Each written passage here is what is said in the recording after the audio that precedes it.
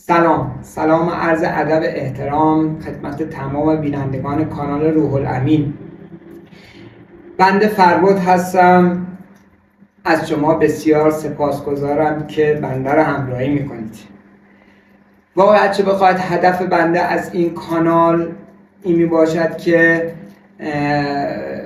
توی این مدت ملاحظه کردم و رؤیت کردم که خیلی از مردم، خیلی از اطرافیان، خیلی از هموطنان عزیزم اصلا اطلاع ندارن که فرق بین علم جادوگری و علم دعانویسی که علم نمیشه گفت و یک موضوع بسیار خطرناک هستش و ما پیشنهاد میدیم که خودتون رو در این مسیر اصلا قرار ندید و در همین کانال به شما اثبات خواهیم کرد که این راه یک راه بسیار خطرناک هستش و باعث میشه که خیلی از اتفاقات وحشتناک برای خیلی از خانواده‌ها به طور خاصه و ناخواسته بیفته. بنده 8 سالی است که در خصوص علم ماورا فعالیت میکنم.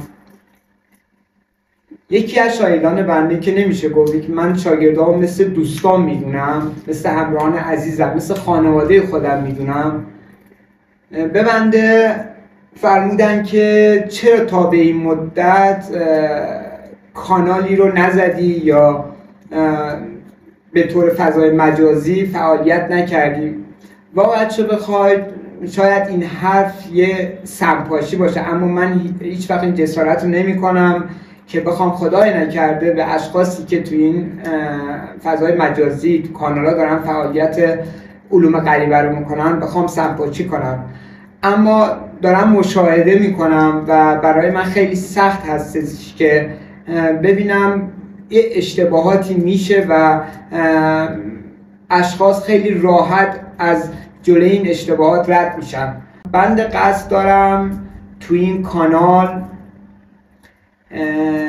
در خصوص علم هیمیا که همان علم تسخیرات هستش رو به شما رؤیت بدم.